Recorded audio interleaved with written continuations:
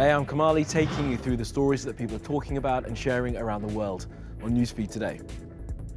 Başkan Erdogan will show you how Turkey celebrated last night's election result and introduce you to the new Young Turks.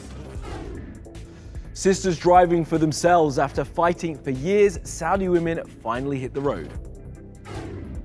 Well, this guy in Turkey could face charges for this ridiculous stunt.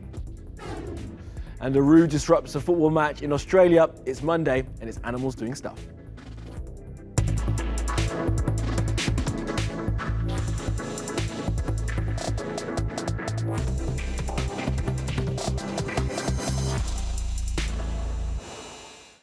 All right, top of our newsfeed, Başkan Erdogan. The election here in Turkey is done with. Recep Tayyip Erdogan has won the presidential race. Also worth noting is the strong showing for the pro-Kurdish HDP. They got enough votes to get 67 seats in parliament. But what really impressed was the huge turnout. 87% of those eligible to vote did so. Compare that to 69% in the 2017 British elections or just 47% in France last year. Now, social media came alive with images of people celebrating Erdogan's victory. Take a look.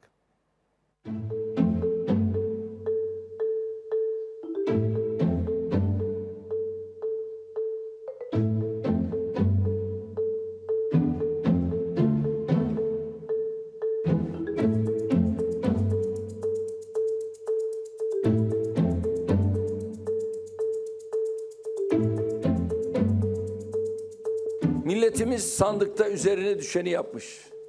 Demokratik hakkını kullanarak ülkemize bir istikamet göstermiştir. Bundan sonra Cumhurbaşkanıyla ve meclisiyle bizim için daha çok çalışma zamanıdır.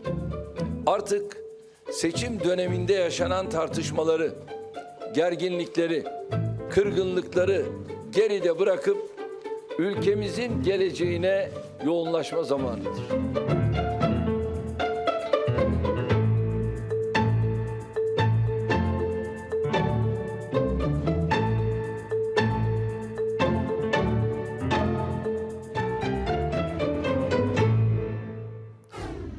And the youth vote was as vital here as it is in elections all around the world. Young people in Turkey are very politically conscious. We spoke with a woman who works to engage people who are under 30 to be part of the electoral process.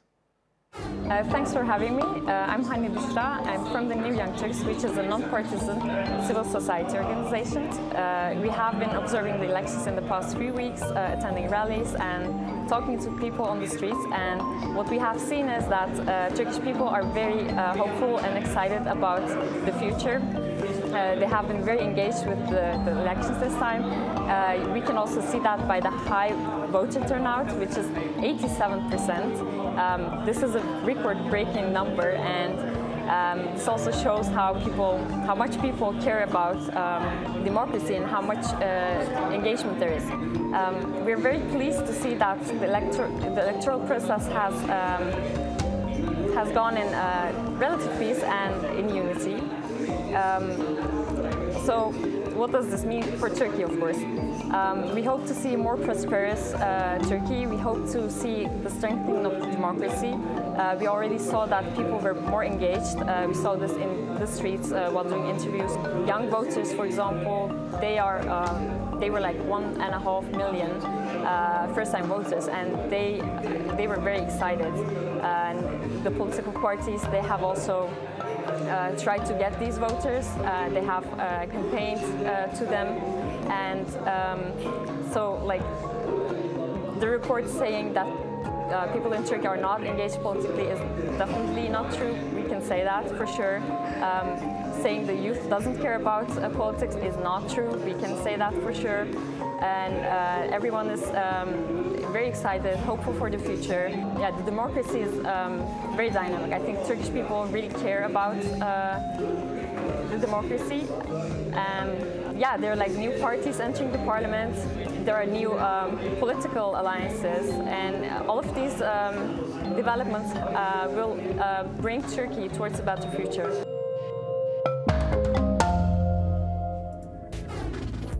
All right, let's take a look at what else is trending on social media. Now, it was the BET Awards last night, and there were some standout performances. Meek Mill debuted his new track, stay woke.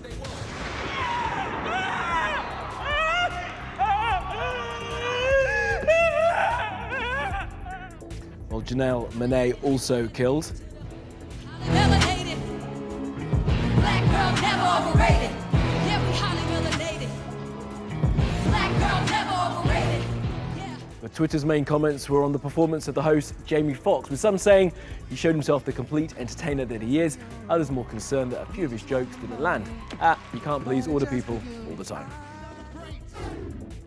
Dbanj is trending in Nigeria. The musician was at the awards last night when news came through that his 13-month-old son had drowned back home in Lagos. Twitter has been sending its condolences. Iran will play Portugal in the World Cup tonight, and this is what Portugal's players had to deal with while trying to get some Z's before the match. Iranian fans managed to track down the Portuguese team hotel and, as you can see, sang, banged drums and made as much noise as possible to try and put Ronaldo and the boys off. And sticking with Iranian football fans, we told you on Friday about Iranian women watching their team at Tehran's Azadi Stadium for the first time. Well, this image has gone viral, showing a young Iranian in Russia after she removed her hijab. Remember, hijabs are compulsory in Iran. Now, she hasn't been identified, but people online have been praising her for her bravery. All right, let us take you to a desert kingdom, a kingdom where cinemas only recently reopened and where women have only just been allowed to drive. These Saudi women are celebrating their first legal drive. It feels weird. I'm so happy. There's no words can explain what I'm feeling right now. It was a dream for us, so when it happens in reality, I am between belief and disbelief, between a feeling of joy and astonishment. Your emotions are all jumbled up. A ban on female drivers in Saudi Arabia was lifted on Sunday, 9 months after a decree from Crown Prince Mohammed bin Salman. On social media, smiling women shared pictures and videos of themselves driving for the first time. Manal Al-Sharif was one of the lead campaigners. She posted this video from Australia showing solidarity for her Saudi countrywomen. I had tears in my eyes looking at all the videos that are being shared. People in the streets waving to women drivers, giving them flowers, supporting them. And this is really a day to remember for all of us. Women from Bahrain drove to the coastal city of Al-Kabar to show their support too. We came here just to be in solidarity with them. We are very proud of our Saudi sisters and very happy of what they could have achieved in more than 10 years of struggle.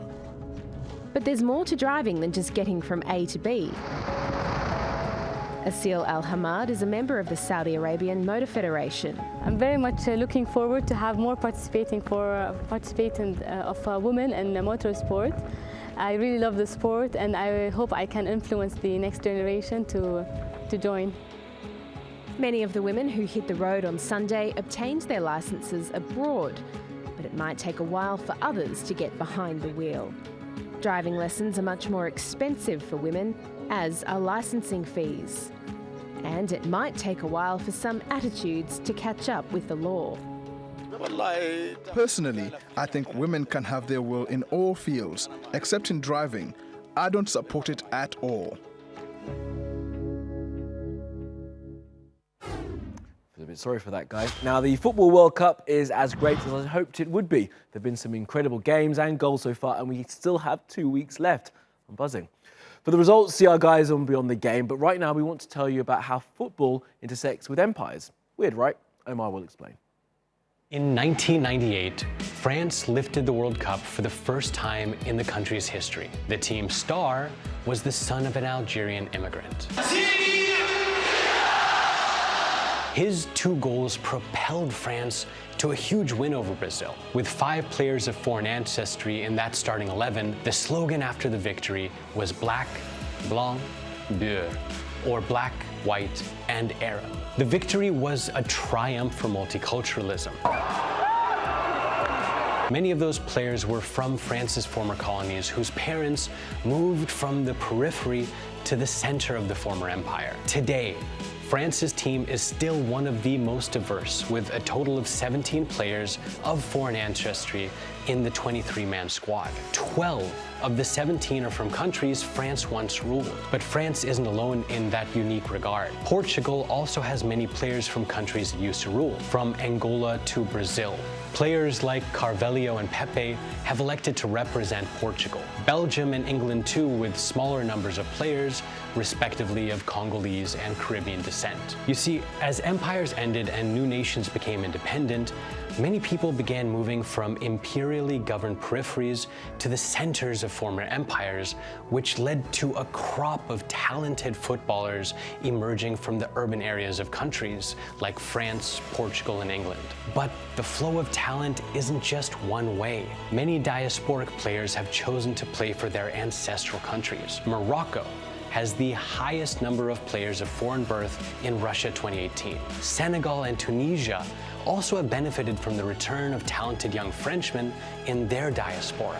But it's not just about empire. The Swiss national team has 16 players of foreign ancestry in its squad. A lot of those players have family links to the former Yugoslavia. When it disintegrated in the bloody wars of the 1990s, many fled to Switzerland. Today, people are more mobile than ever before. The UN says there were 258 million registered migrants in 2017, and 68.5 million people were displaced because of war. Now, many nationalist politicians scapegoat migrants for their country's problems. Ironic then that so much national pride is invested in teams that often depend on the talents of so many players with migrant backgrounds. So, should we spend so much time trying to build walls, or should we all just score goals? Go for the goals. Right, let's take you around the world for some other stories you need to know this Monday. So remember that Zara jacket that Melania Trump wore last week? You know the one. It said, "I don't really care, do you?" Well, an American clothing brand is now sending a similar jacket with the slogan, "I really care, don't you?" All the proceeds from the $98 jacket will go to a Texas-based refugee group helping those that missed Trump's husband separated from their families. Now, this Turkish guy thought it'd be funny to post a video of himself driving with his feet while eating a basket of fruit. So far, so not funny. But now it kicks in, the police saw it, and now he's been indicted on reckless driving charges. He's also apparently got a video of him smoking shisha while driving. Hands on the wheel, buddy. And this bulldog has won or lost, however you see it, a competition to be the world's ugliest pooch. This munter is called Zaza, and man, it is ugly.